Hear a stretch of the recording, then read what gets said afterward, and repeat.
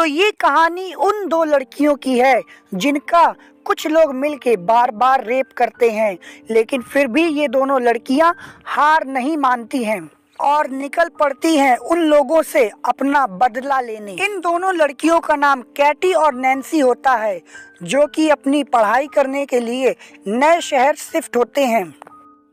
अगली सुबह वो दोनों न्यूयॉर्क पहुंच जाती हैं, जहां पे उन्हें रिसीव करने उनके अंकल जेसन आते हैं, जो कि एक FBI एजेंट हैं।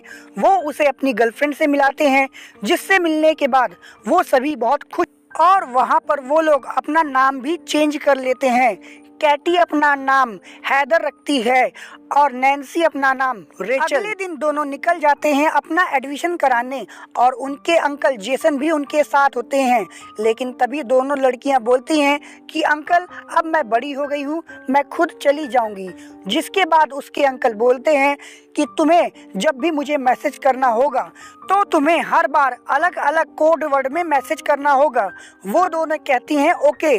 तभी वहाँ से दो लड़के गुजर रहे होते हैं, जिसके बाद जेसन वहाँ से चला जाता है और वो दोनों पास ही एक कॉफ़ी शॉप में जाके कॉफ़ी पीने लगती हैं, जहाँ पर वो दोनों लड़के भी आ जाते हैं और वो दोनों कैटी और नैन्सी से बातें करने लगते हैं। कैटी और नैन्सी उन्हें अपना झूठा नाम बताती हैं। तभी वो दोनों पूछते हैं तुम दोनों कहाँ जा रही हो, तो ये बताती हैं कि मैं कॉलेज जा रही हूँ। तभी ये दोनों कहते हैं कि मैं भी उधर ही जा रहा हूँ, तुम चाहो तो मैं तुम्हें छोड़ सकता हूँ। तो कैटी मना कर देती है, लेकिन नैन्सी उसे मना लेती है। जिसके बाद वो दोनों वहाँ से निकल जाते हैं, लेकिन वो दोनों उसे कॉलेज ना ले जाकर एक जंगल में बने हुए घर की तरफ ले जाते हैं, जहाँ पर वो दोनों जब उतरते हैं तो वो देखते हैं कि सामने घर से एक औरत निकलती है, जो उनका मुस्कुरा कर स्वागत करती है और कहती है कि आओ चाय पी लो, फिर ये दोनों तुम्हें कॉलेज छोड़ देंगे। कैटी और नैन्सी भी वहाँ चाय पीने लगते हैं और अपने अंकल को एप्पल वर्ड का मैसेज करके बता देते हैं कि वो दोनों सेफ हैं। और जब दोनों चाय पीती हैं तो उन दोनों को नशा होने लगता है, जिससे वो दोनों समझ जाती हैं कि हमारे साथ कुछ गलत हो रहा है। वो वहाँ से भागने की कोशिश करती हैं, लेकिन थोड़ी दूर जाके वो बेहोश हो जाती हैं। जिसके बाद वो दोनों लड़के उन दोनों लड़कियों को उठाकर घर में ले आते हैं। अगली सुबह जब दोनों लड़कियों की आँख खुलती है तो वो देखती हैं कि वो जंगल के बीचों बीच एक कंटेनर में है और उनके सारे कपड़े उतार दिए गए हैं। तभी वहाँ पर वही लड़का जेड आ जाता है और उनसे कहता है कि तुम्हें चिल्लाने की जरूरत बिल्कुल भी नहीं है, क्योंकि यहाँ तुम्हें सुनने वाला कोई नहीं है।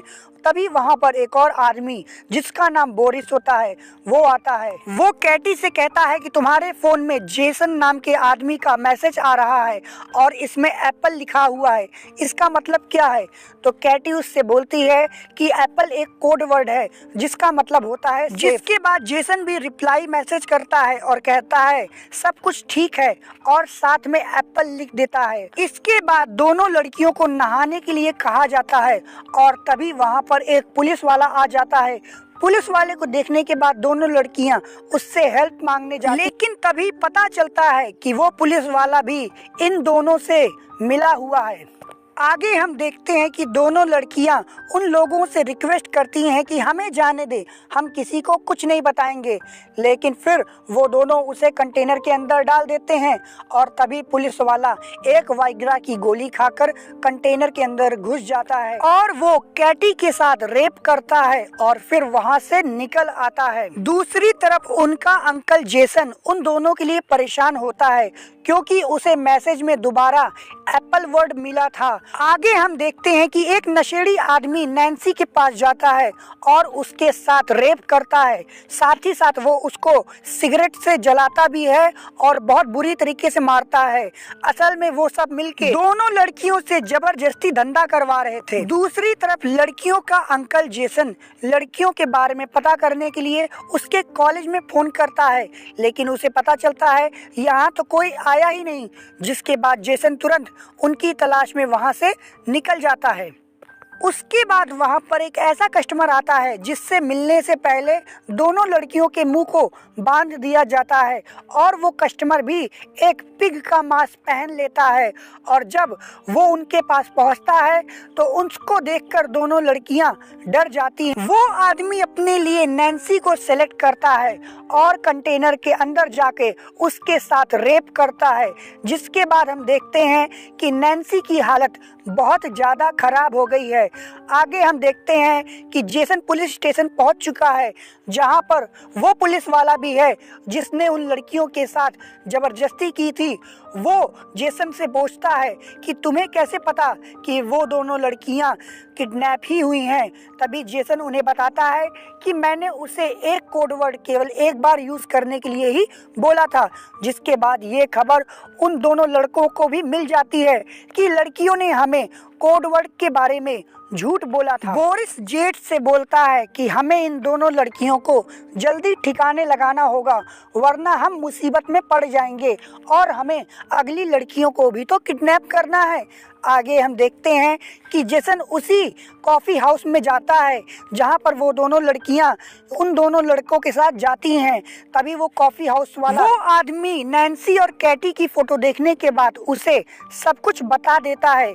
आगे हम देखते हैं कि कैटी नैन्सी को बताती है कि ये दोनों हमें मारने की प्लानिंग कर रहे हैं। आगे हम देखते हैं कि वो दोनों उसी नशेड़ी आदमी को दोबारा लाते हैं और कहते हैं इन दोनों लड़कियों के ऊपर नजर रखना, हम जल्दी लौटते हैं। आगे हम देखते हैं कि कैटी उस नशेड़ी को अपनी ओर सेक्स करने के लिए अट्रैक्ट करती है और वो आदमी जैसे ही कैटी के पास आता है वो उसकी गर्दन पे काट लेती है, जिससे बहुत खून बहता है और वो आदमी मर जाता है। उसके बाद दोनों लड़कियां वहीं छुप जाती हैं और वो पुलिस वाला वहां पर आता है और उस पुलिस वाले की गाड़ी लेकर वो दोनों लड़कियां वहां से भाग जाती हैं और वो पहुंचती हैं एक शॉपिंग मॉल में, जहां पर वो लोग बड़े बड़े अजीब हथियार खरीदती हैं, जिसमें शामिल होता है कील, हथौड़े, बेसबॉल बैट और फिर कैशियर से बोरिस के घर का पता भी पूछती हैं।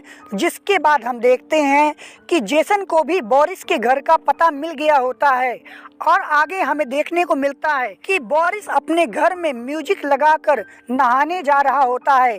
तभी वहां पर दोनों लड़कियां आती हैं और एक कील से भरा हुआ बॉल को बोरिस की तरफ खींच के मारती हैं, जिससे बोरिस बेहोश हो जाता है।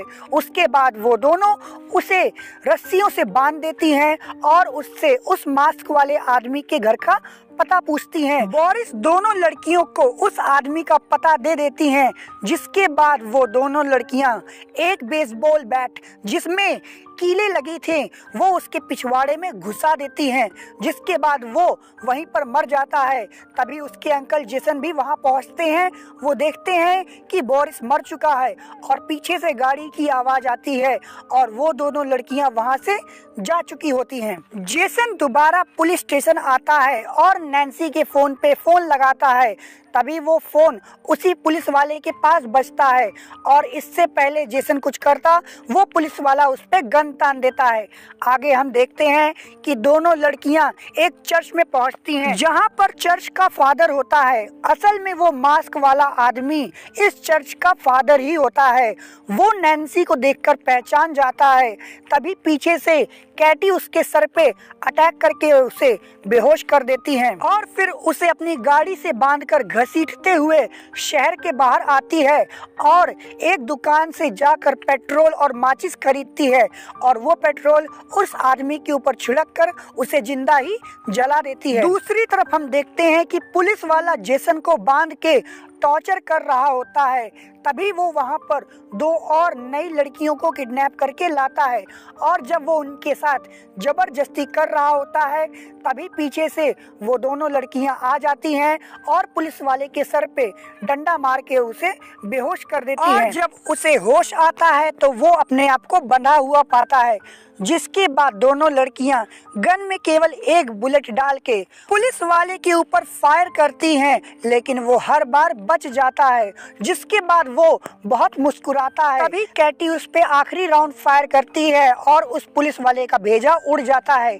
जिसके बाद कैटी और नैन्सी उन दोनों लड़कियों को भी फ्री कर देती हैं और कहती हैं कि अंदर जो आदमी है उसे आज़ाद कर दो।